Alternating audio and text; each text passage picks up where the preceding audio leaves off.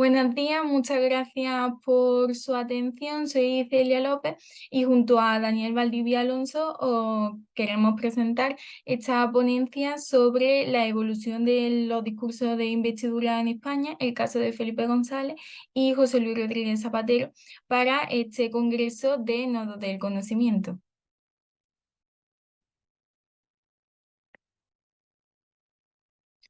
Lo primero que tenemos que tener claro es cuáles han sido los objetivos de esta ponencia y para eso tenemos, contestando básicamente la pregunta de cómo es su discurso. Tenemos siempre que tener en cuenta que un discurso político agrupa muchísimas facetas y también debemos responder a la pregunta ¿qué es un discurso político?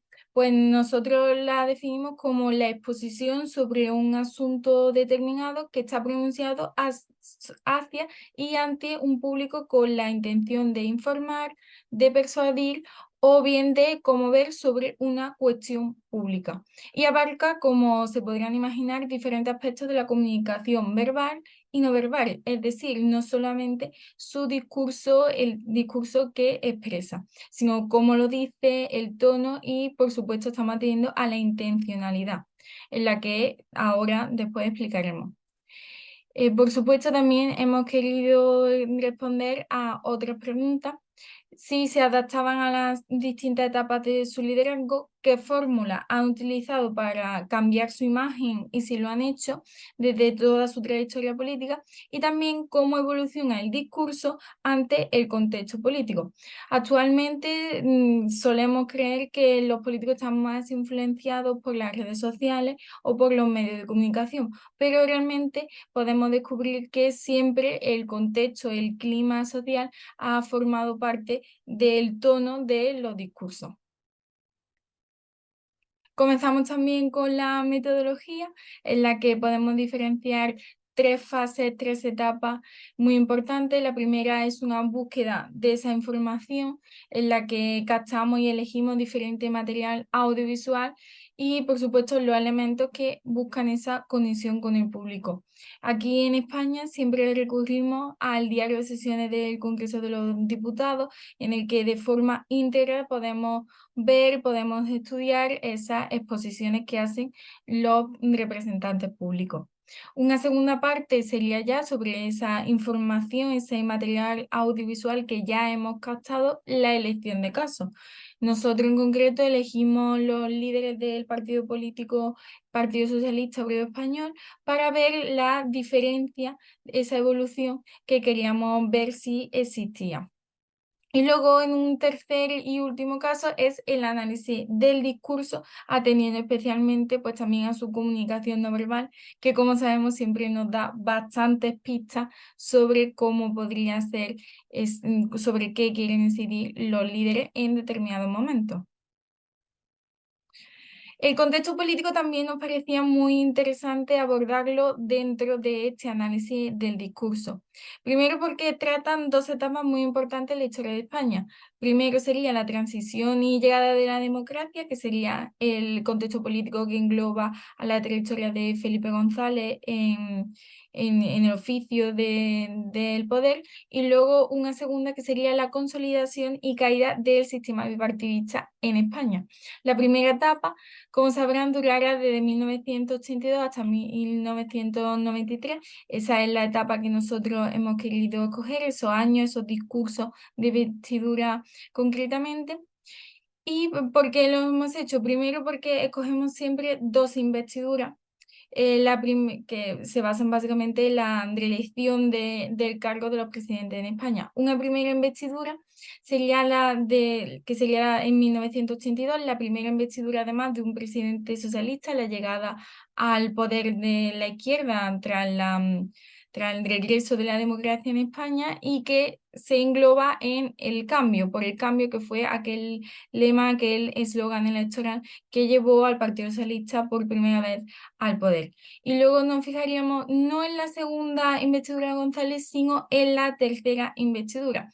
La hemos elegido así porque sería el cambio sobre el cambio, es decir, cuando ya han pasado más de 10 años en el poder para los socialistas y vemos cómo hay cierto desgaste y cómo el presidente Felipe González, presidente diferentes funciones, el candidato se esfuerza y busca un nuevo eslogan, un nuevo y su nuevo tema para poder abordar esa nueva confianza que quiere revalidar en la ciudadanía.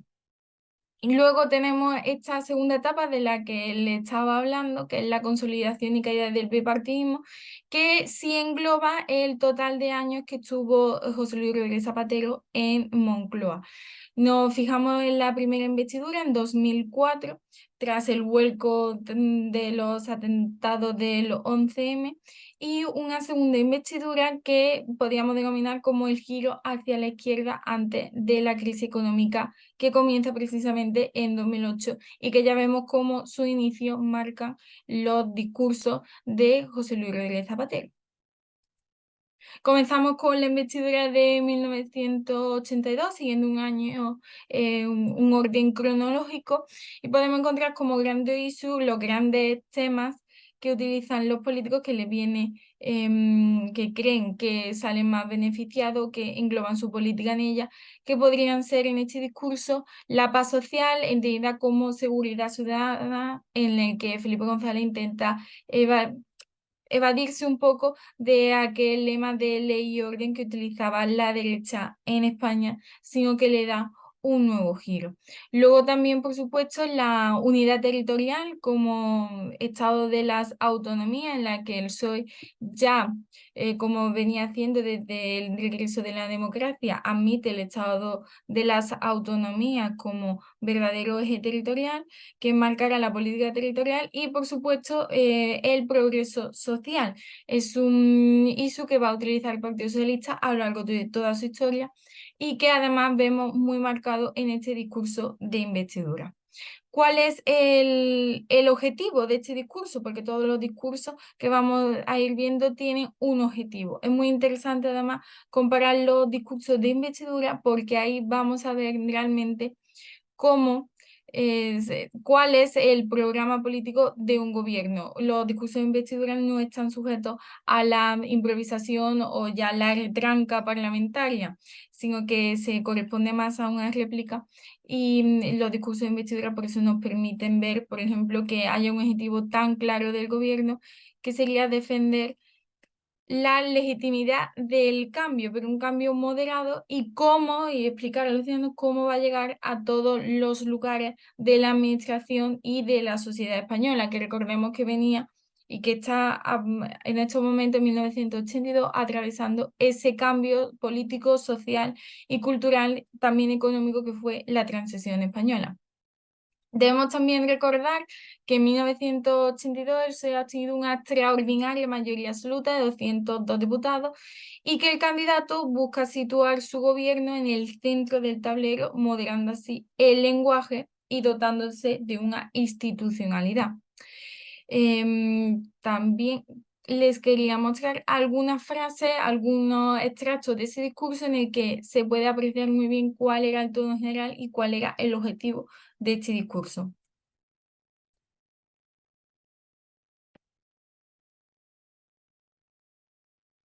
Le leo. La primera sería, el pueblo ha votado el cambio y nuestra obligación es realizarlo. Un cambio hacia adelante, un cambio de sintonía con el futuro, un cambio hacia una España que progrese en paz y libertad. Aquí básicamente vemos como Felipe González, como veníamos diciendo, intenta dotarse de esa legitimidad que le da ese apoyo tan mayoritario en las urnas y que es ese cambio hacia una España, como decía él, que progrese en paz y en libertad. También es muy interesante ver el énfasis y cómo se detiene Felipe González en gran parte de su discurso en la economía, en el paro, que estaba en aquel momento a unos niveles muy superiores, y podemos ver cómo se intenta detener también en los jóvenes. Y ahora lo veremos muy bien en la siguiente frase. Y esta dice, no podemos resignarnos a que el joven aprendiz o el universitario repitan lo que está en trance de convertirse en una frase hecha. Estamos estudiando el paro, porque eso le lleva a la desilusión, al rechazo al sistema y a la rebeldía. Aquí vemos muy bien como esta asunción de confianza, ¿no?, hacia el sistema democrático, hacia la desigualdad económica, ya fue utilizada, por ejemplo, con el propio Felipe González en la moción de censura que hizo Suárez, y que pues esto puede asumirse como uno de los grandes pilares del pensamiento político de González, que lo que busca básicamente es buscar la convicción de algunas de sus medidas para precisamente enganchar, para que las personas tengan confianza en el sistema. Un sistema democrático que, como vemos, todavía es muy frágil y que está empezando a dar sus primeros pasos.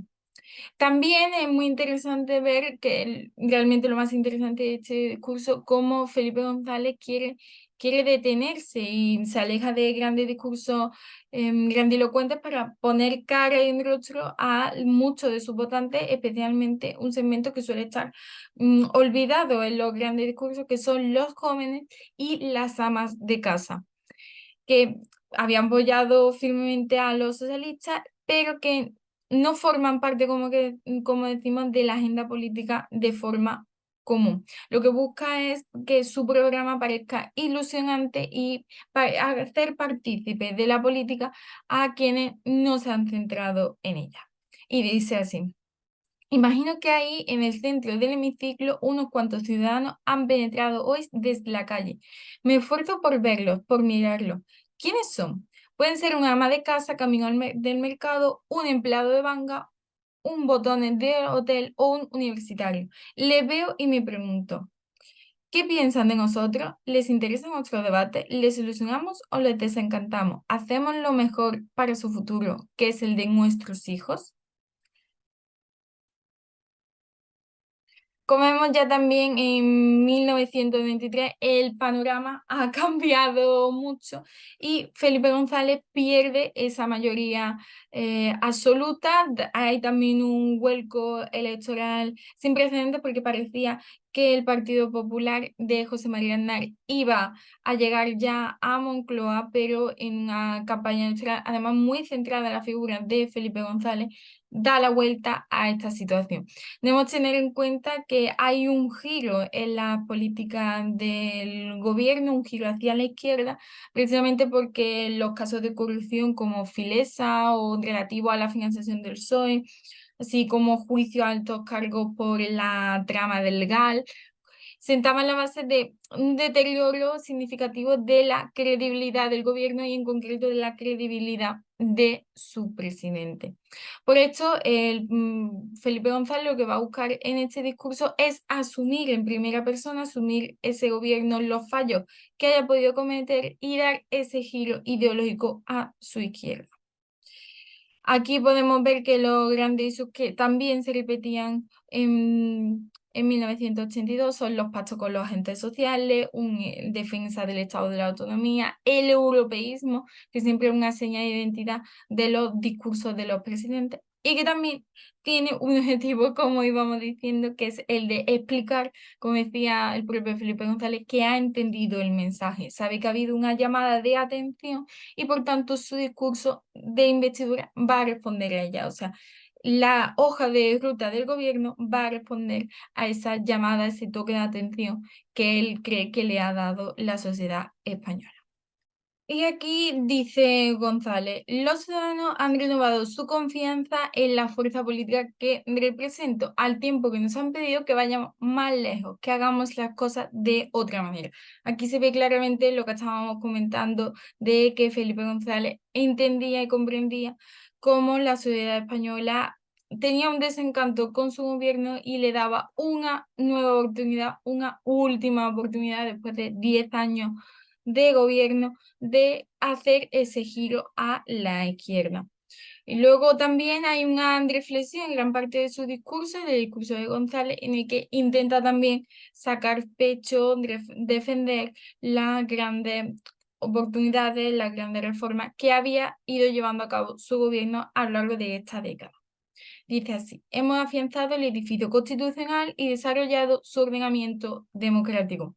Hemos puesto en pie las bases de un sistema de protección social que otras naciones han logrado en siglos históricos más prolongados. Aquí también, como vemos, hay un gran intento por reflejar el esfuerzo que había hecho el gobierno y también la historia de éxito que había significado la transición española, que hay algunos historiadores en España que la sitúan no solamente cuando Adolfo Suárez consigue reformar la Constitución y el pueblo español la vota, sino cuando hay ese cambio de gobierno.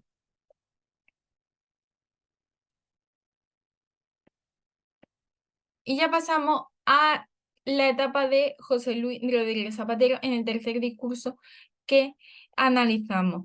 En este podemos asumir como en esta investidura, que es la investidura de 2004, también hay los grandes issues, son la conquista de derechos sociales, como al estilo de José Luis, de Felipe González, la defensa de la reforma estatutaria. Entendemos que aquí el Estado de la Autonomía ya veíamos que era un gran tema que los socialistas defendían, pero es que ahora muchísimo más por el clima cada vez más candente de reforma estatutaria en algunas comunidades históricas como son Andalucía o sobre todo como es Cataluña.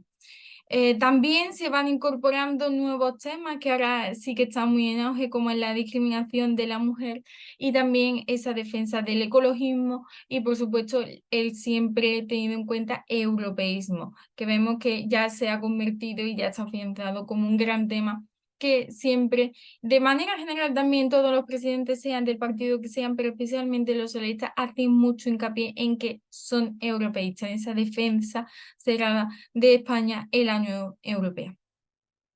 El objetivo de este discurso también está claro, que es dotar a los ciudadanos de mayores derechos y libertades, marcando, reflejando, incidiendo en ese marcado perfil social que van a tener, sobre todo el primer gobierno de Zapatero.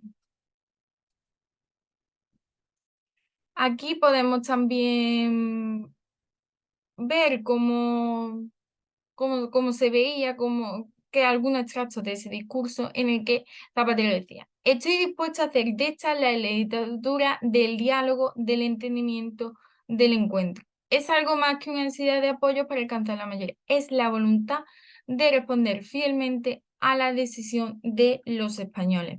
Como vemos aquí, Zapatero no solo se dota de legitimidad a su gobierno al buscar, él no tiene mayoría absoluta, entonces necesita esa otra mayoría de escaños para poder llevar, como dicen, responder fielmente a la decisión de los españoles. Debemos recordar siempre que los discursos de investidura muchas veces se atiende también a la personalidad de cada uno de los líderes, que dejan su impronta personal. Y por supuesto, el talante de Zapatero, esa nueva forma que él defendía de hacer política, va a estar muy presente en su discurso, como vemos con el uso de palabras como diálogo, entendimiento o encuentro. También que atiende, como no puede ser, a la cuestión territorial en España, que es, él lo dice así: reformar los estatutos es optar por vivir dentro de ellos, es aplicar la Constitución y en consecuencia apoyaremos la propuesta de reforma. Esto está dentro de una intensa polémica en el que el Partido Socialista, en boca de su secretario general, de su presidente, apoya esta reforma del estatuto, quiere ir más allá e imponer también lo que sería el modelo federal que siempre han defendido los socialistas. Y luego, por último, debemos también recordar esta última cita: que la etapa que ahora iniciamos suponga una oportunidad real para dotar de una nueva dimensión, para llenar de nuevos contenidos el concepto de ciudadanía. Esto es clave para entender el pensamiento político de Zapatero, en este caso, la conquista de nuevos derechos, de nuevas libertades, de nuevos conceptos, como es el concepto de la ley de la dependencia, cómo va a ser el uso y empezar a utilizar un lenguaje machista para actitudes machistas, de la discriminación de la mujer, de violencia doméstica se va a pasar, por ejemplo, a violencia machista. Entonces es algo en lo que va a incidir muchísimo los gobiernos de Zapatero, sobre todo, y el culmen de una de esas políticas pues, puede ser la ley de igualdad, el cheque bebé o, por ejemplo, también la ley de aprobación del matrimonio homosexual. Luego está, por supuesto, en ese cambio que vemos en 2008, en la que ese marcado perfil social que tenía Zapatero va a estar, por supuesto, marcado por la lucha contra la crisis económica, que ahora veremos que él mismo no lo denominaba crisis, que fue uno de sus grandes errores políticos, de eso, para que veamos cómo la comunicación incide mayoritariamente en cómo vemos la política y cómo la ven los líderes. Este discurso, el objetivo que tenía era en esos albores, esos primeros momentos de crisis económica, infundir optimismo y tranquilidad en la población, asegurando que esa crisis económica no iba a tener unos efectos severos en el país y también, por supuesto, con una llamada a la tranquilidad y a la unidad social. Y está marcado, por supuesto, de esos grandes hitos que tiene ese discurso, que son la conquista de derechos sociales, defensa de esa reforma estatutaria 2008 de Cataluña y la discriminación, por supuesto, de la mujer y una defensa también, como vemos, del europeísmo. Aquí vemos algunos de esos extractos del discurso.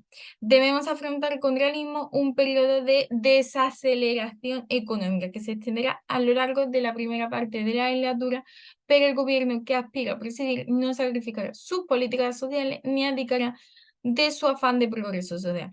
Como vemos, muy interesante y podemos dividir esta frase en dos, que es, debemos afrontar con realismo un periodo de desaceleración económica. Como veíamos, Zapatero tardó mucho tiempo, de hecho lo hizo en una entrevista, en decir la palabra crisis, ya que sin, como sabemos bien, lo que no se nombra no existe. Y él hablaba de este eufemismo de desaceleración económica. Y luego esta segunda parte de la frase, que no sacrificará sus políticas sociales, ya que entendía claramente que esa era la bandera del gobierno de Zapatero, que respondía también a ese propio carácter de diálogo, de sosiego, de moderación. Luego, otra frase muy interesante es: un país decente respeta y dignifica a su mayor. Un país decente, señoría, asiste a quien no pueden valerse por sí solo y ampara a su familia. Es relevante recordar el empleo de este un país decente o en medida de España, que lo veremos en la siguiente frase, para ver qué visión tenía del país Zapatero, y mediante el cual con la palabra decente infunde a la sociedad una serie de principios de ética moral que no debe abandonar, ¿no? Y que también, por supuesto, guían sus políticas, ¿no? Por supuesto, las políticas sociales Zapatero propone son de esta manera respaldadas por la voluntad del pueblo, ¿no? Que se acoge a esa moralidad, ¿no? Y que realmente es una obligación moral que también se da al propio Zapatero para legitimar sus políticas sociales, que también podemos ver en este mismo tono en la última frase: en Milla de España, nadie tiene más derechos que otro por nacer en uno u otro lugar, pero tampoco nadie ve amenazada su identidad, ni existe una forma única y obligatoria de sentirse español. Como vemos aquí, hay un refuerzo a esa, precisamente a esa reforma estatutaria que estaban llevando a cabo en el país en aquel momento. Luego también, ya que hemos visto algunos de los discursos más importantes, tanto de Felipe González como de Zapatero, podemos ver que sí que comparten algunos marcos mentales, comparten también muchos de los grandes temas, como son la defensa del Estado de las autonomías, valiéndose siempre, dependiendo, ¿no? De forma mucho más acusada, por ejemplo, en los discursos de investidura de Zapatero, porque se está viviendo ese proceso autonómico, ese proceso de reforma, y plantearse un poco si se viajaba hacia un modelo federal y también el inicio, ¿no?, de ese descontento social que deriva en el proceso independentista en Cataluña. También tenemos la violencia contra la mujer, vemos como también el ecologismo empieza a ser una bandera del Partido Socialista, como esos temas postmaterialistas empiezan ya a colarse dentro de la agenda pública y que los socialistas van a hacer bandera a lo largo de los años hasta incluso la actualidad. Si nos fijamos en discursos que, por ejemplo, podría ser el presidente Pedro Sánchez, vemos también cómo estos cuatro grandes temas están presentes siempre en su discurso de una o mayor importancia. Luego también ese marcado perfil social. Siempre el perfil ideológico está muy claro, muy defendido dentro de los grandes discursos con mayor o menor moderación. Las políticas sociales han sido bandera realmente por lo que se le ha juzgado más duramente a los gobiernos socialistas. Y luego, por último, el europeísmo, que como comentamos, es algo que comparten de cierta forma todos los presidentes del gobierno, sean del Partido Popular o del Partido Socialista, pero también hay aquí una defensa ultranza de la posición de España en Europa. Como decíamos, como decía un poco González, poner cuál es el papel de España en el mundo. Aquí también quería compartirles unas imágenes de cómo era el Congreso de los Diputados en 1982, cuando Felipe González da su discurso en la que vemos, por ejemplo, que la presencia de mujeres es prácticamente nula, excepto por algunas diputadas. Y luego como vemos también cómo cambia también la calidad fotográfica, seguro que se habrán dado cuenta, se habrán percatado cómo hay mayor presencia de mujeres y esa calidad, ese mayor cuidado también por la comunicación que irán llevando a cabo no solamente los políticos, sino también las instituciones como son, por ejemplo, las Cortes Generales en España. Así que me gustaría compartirles cinco conclusiones en las que Daniel Valdivia y yo hemos llegado. La primera de ellas es que los discursos están efectivamente marcados por la evolución personal del candidato, por la situación de su partido, el estado de la opinión pública hacia él o hacia su propia organización, si tienen o no un respaldo de los medios de comunicación y, por supuesto, como hemos visto, los diferentes contextos sociopolíticos.